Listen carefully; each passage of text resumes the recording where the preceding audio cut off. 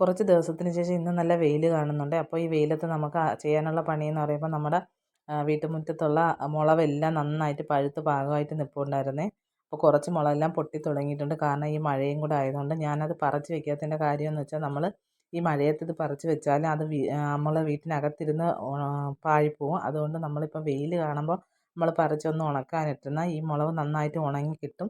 അപ്പോൾ നമുക്ക് മുളക് പറിക്കാം.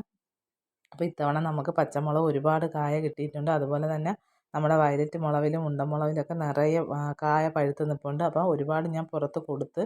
അപ്പോൾ ഈ പച്ചമുളകൊന്നും കൊടുത്തിട്ടില്ലെങ്കിൽ നമുക്ക് തന്നെ വീട്ടിൽ ഉണക്കി പൊടിച്ചെടുക്കാമെന്നുള്ള തീരുമാനമാണ് കേട്ടോ. അപ്പോൾ ഇത് വീട്ടിൻ്റെ മുറ്റത്ത് നിൽക്കുന്ന മുളകാണ്. അപ്പോൾ അതിലെല്ലാം പഴുത്ത് നിൽക്കുകയാണ്. അപ്പോൾ എല്ലാം കൂടെ ഒരു ചട്ടി എടുത്ത് അതിനകത്ത് പറിച്ചിട്ട്. അപ്പോൾ അത് ഇത്രയും ഉണ്ടായിരുന്നു. അപ്പോൾ ഇത് ഒരു സൈഡിലുള്ള മുളക് അപ്പോഴാണ് ഇത്രയും ഉണ്ടായിരുന്നത്. അപ്പോൾ അത് പറിച്ച് തീർന്നപ്പോഴാണ് കണ്ടത് നമ്മുടെ ബാത്റൂമിൻ്റെ ബാക്ക് സൈഡിൽ ഒരു 3-4 മൂട് മുളകുണ്ടായിരുന്നു. അപ്പോൾ അതിനകത്തും മുളക് പഴുത്ത് നിൽപ്പുണ്ടായിരുന്നു. അപ്പോൾ അതെല്ലാം കൂടെ പറിച്ചപ്പം പച്ചമുളക് മാത്രം നമുക്കിത് ഇത്രയും അധികം കിട്ടിയിട്ടുണ്ട്. അപ്പം അതുപോലെ തന്നെ നമ്മൾ ഉണ്ടമുളകും വയലറ്റ് മുളകും കൂടെ ഞാൻ പറിച്ചെടുത്തേ. അപ്പോൾ എല്ലാം കൂടെ പറിച്ചെടുത്തപ്പം ഒരു ചീനിച്ചട്ടി നിറയെ ഉണ്ടായിരുന്നു. നമുക്കിത് ഉണക്കാം. ഇതിന് തൊട്ട് മുമ്പ് പറിച്ചെടുത്ത മുളകാണ് ഇതെല്ലാം. അപ്പോൾ ഇതെല്ലാം ഒരുവിധം ഉണങ്ങി വരുന്നുണ്ട്. അപ്പോൾ ഇന്നും നല്ല വെയിലാണ്. ടെറസിൻ്റെ മണ്ടയിൽ ഇട്ടാൽ മതി, അത് അവിടെ കിടന്ന് ഉണങ്ങിക്കോളും.